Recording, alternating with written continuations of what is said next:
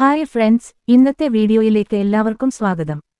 Tony മാമച്ചനെ കണ്ട് sorry പറയാൻ വന്നിരിക്കുകയാണ്. ഞാൻ ഇന്നലെ മദ്യപിച്ച് ബോധമില്ലാതെ എന്തൊക്കെയോ പറഞ്ഞു. എന്നോട് ക്ഷമിക്കണം. ഇത് കേൾക്കുന്ന മാമച്ചൻ ടോണിയോട് പറയുന്നു, നീ ഇന്നലെ എന്തൊക്കെയാ പറഞ്ഞത്? മരിച്ചുപോയ ഞങ്ങളുടെ മകനെ പോലും നീ ചീത്ത വിളിച്ചില്ലേ? ഞങ്ങളുടെ മകൻ നിന്നോട് എന്ത് തെറ്റാണ് ചെയ്തത്? അവൻ മരിച്ചുപോയതാണോ നിന്നോട് ചെയ്ത തെറ്റ്? ഞങ്ങളുടെ മകൻ ഉണ്ടായിരുന്നെങ്കിൽ നീ ഷെറിനെ കാണുക പോലും ചെയ്യില്ലായിരുന്നു. ഒരിക്കലും ജീവിച്ചിരിക്കുന്ന അച്ഛനമ്മമാരോട് മരിച്ച മകനെക്കുറിച്ച് ഇങ്ങനെയൊന്നും പറയരുത്. ഞാൻ ഇന്നലെ പോലീസിനെ വിളിച്ചിരുന്നെങ്കിൽ നിന്നെ ആ നിമിഷം തന്നെ അവർ പൊക്കിക്കൊണ്ടുപോയേനെ. ഞാനത് ചെയ്യാതിരുന്നത് നിന്റെ അവസ്ഥ എനിക്ക് മനസ്സിലായതുകൊണ്ടാണ്. അതുപോലെ തന്നെ നീയും എന്റെ അവസ്ഥ മനസ്സിലാക്കണം. ടോണി മാമച്ചനോട് വീണ്ടും ക്ഷമ ചോദിക്കുന്നു. ഗ്രേസമ്മ ടോണിയോട് പറയുന്നു, ഞങ്ങൾ ഞങ്ങളുടെ മകന്റെ കുഞ്ഞിനെ അന്വേഷിക്കുന്നത് എന്തിനാണെന്ന് നിനക്കറിയാമോ? അവന്റെ ജീവന്റെ അംശം ആ കുഞ്ഞിലുണ്ടാകുമല്ലോ എന്ന് കരുതിയാണ്. അങ്ങനെയെങ്കിലും ഞങ്ങൾക്ക് ഞങ്ങളുടെ മകനെ ഓർക്കാമല്ലോ. നിനക്ക് അറിയാമെങ്കിൽ ഞങ്ങളുടെ മകന്റെ കുഞ്ഞിനെ കാട്ടിത്തരാൻ ഗ്രേസമ്മ പറയുന്നു. ടോണി പറയുന്നു, നിങ്ങളുടെ മകന്റെ കുഞ്ഞ് എവിടെയാണെന്ന് എനിക്കറിയില്ല. അറിയാമെന്ന് ഞാൻ ഒരു വാശിക്ക് പറഞ്ഞതാണ്. പക്ഷേ ഞാൻ നിങ്ങളുടെ മകന്റെ കുഞ്ഞിനെ കണ്ടെത്താൻ സഹായിക്കാം. എന്നെക്കൊണ്ട് പറ്റുന്ന എന്ത് സഹായവും ചെയ്തു തരാമെന്ന് മാമച്ചന് ടോണി വാക്ക് കൊടുക്കുന്നു. അടുത്തതായി കാണിക്കുന്നത് രോഹിത്തിനെയാണ്. രോഹിത്ത് എങ്ങോട്ടോ പോകാൻ റെഡിയായി വരികയാണ്. അപ്പോഴാണ് അങ്ങോട്ട് ബബിത വരുന്നത്. ബബിത ചോദിക്കുന്നു, എങ്ങോട്ടാ രാവിലെ തന്നെ? രോഹിത്ത് പറയുന്നു, ഇന്നാണ് മാനേജരച്ഛനെ കാണാൻ പറഞ്ഞത്. രോഹിത്തേട്ടൻ ഒറ്റയ്ക്കാണോ പോകുന്നത്? അച്ഛനെ കൂടെ കൂട്ടാമായിരുന്നില്ലേ? രോഹിത്ത് പറയുന്നു, അലീന ചേച്ചിയുണ്ട് കൂടെ. അലീന ചേച്ചിയെ കൂട്ടിക്കൊണ്ടു വരാനാണ് പറഞ്ഞത്. ബബിത പറയുന്നു, എന്തിനാണ് വിളിപ്പിക്കുന്നത്? ചിലപ്പോൾ ടി.സി. തന്ന് പറഞ്ഞു വിടാനാകും. അലീന ചേച്ചിയെ വിളിപ്പിക്കുന്നത് അന്ന് പറഞ്ഞതിന് തിരിച്ച് ചീത്ത പറയാനാകും. അപ്പോഴേക്കും അലീന റെഡിയായി വരുന്നു. ബാലചന്ദ്രനോട് ഫോണിൽ സംസാരിച്ചുകൊണ്ടാണ് വരുന്നത്. ബബിത എടുത്തു കൊടുത്ത ഡ്രസ്സാണ് ഇട്ടിരിക്കുന്നത്. അലീന ബബിതയോട് ചോദിക്കുന്നു, എങ്ങനെയുണ്ട് ഡ്രസ്സ്? നീ എടുത്തു തന്നതാണ്.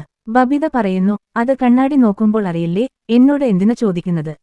ഇതുകേട്ട അലീന ബബിതയെ നോക്കിച്ചിരിക്കുന്നു. രോഹിത്ത് പറയുന്നു, ഡ്രസ്സ് നന്നായിട്ടുണ്ട് ചേച്ചി. എന്നാൽ ഞങ്ങൾ പോയിട്ട് വരാമെന്ന് പറഞ്ഞ് രണ്ടുപേരും ഇറങ്ങുന്നു. ബബിത യാത്രയാക്കുന്നു. പിന്നീട് കാണിക്കുന്നത് ശിവേട്ടനെയാണ്. അവിടേക്ക് ശരണ്യയുടെ അച്ഛനും വരുന്നുണ്ട്. ഹരിയുടെ കാര്യം പറയാൻ വിളിച്ചു വരുത്തിച്ചതാണ്. ഹരിയുടെ പേരിലുള്ള പോക്സോ കേസ് ഒഴിവാക്കിത്തരാൻ ശിവൻ ശരണ്യയുടെ അച്ഛനോട് അഭ്യർത്ഥിക്കുന്നു.